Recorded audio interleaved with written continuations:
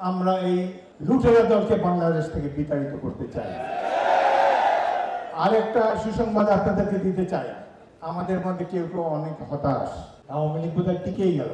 বাইরে এই চোরদের দল, যেখানে সেনাপ্রধান পুলিশ প্রধান চোর, দুর্নীতিবাজ, এদের সরকার যদি টিকে থাকে তাহলে সভ্যতার ইতিহাস মিথ্যা হয়ে যাবে, প্রগতির ইতিহাস মিথ্যা হয়ে যাবে। অর্থাৎ নিশ্চিন্ত থাকুন, বিএনপি বাংলাদেশের জনগণের একমাত্র ভরসা। আমরা জিয়ার আদর্শের ধারী, সেই পতাকা বহন করে ইনশাআল্লাহ আবার জনগণের সমর্থন নিয়ে রাষ্ট্র ক্ষমতায় যাব, বেগম জিয়া আবার প্রধানমন্ত্রী হবে।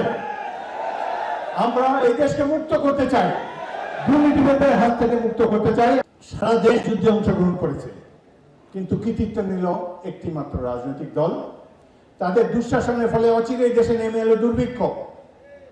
ঢাকার রাস্তায় লাশ পড়েছিল, আমি নিজে দেখেছি, এখানে যাদের বয়স হয়েছে সবাই দেখেছে, পত্রিকা প্রথম পেজে ছবি উঠেছে, যে ছবি তুলেছে তার চাকরি চলে গিয়েছে।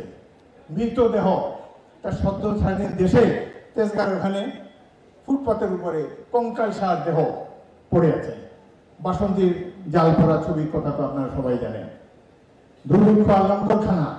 এরপরে আওয়ামী লীগ যাওয়ার পরে কিন্তু আর লঙ্গরখানা খোলা হয় নাই বাংলাদেশে। একমাত্র ক্রেডিট তারাই নিতে পারে, লঙ্গরখানা খুলেছিল এই দেশে। আচ্ছা, মুক্তিযোদ্ধাদের কথা বলি। সব স্তরের ছাত্র, যুবক, সৈনিক দেশ স্বাধীন করার জন্য মুক্তিযুদ্ধে অংশগ্রহণ করেছে, মুক্তিযুদ্ধের চেতনা বাস্তবায়নের জন্য সংগ্রাম করেছে। কিন্তু স্বাধীনতার পরে দেখে যে আরেক এক বাংলাদেশ, এত লুটেরাদের বাংলাদেশে পরিণত হয়েছে। আশা করব আপনারা যারা এখানে ছাত্র আছেন, পুরোনো দিনের ৭১-এর ছাত্রদের কথা স্মরণ করে, জিয়া রহমানের অধীনস্থ জেড ফোর্সের বিরক্ত গাথার কথা স্মরণ করে, সাধারণ মানুষের অমিত বিক্রমে যুদ্ধ করার কাহিনী স্মরণ করে আপনারা মাঠে নামবেন বিএনপির ডাকে, তারেক রহমানের ডাকে। একটি কথা বলতে চাই, বিএনপি আন্দোলন করে যাচ্ছে।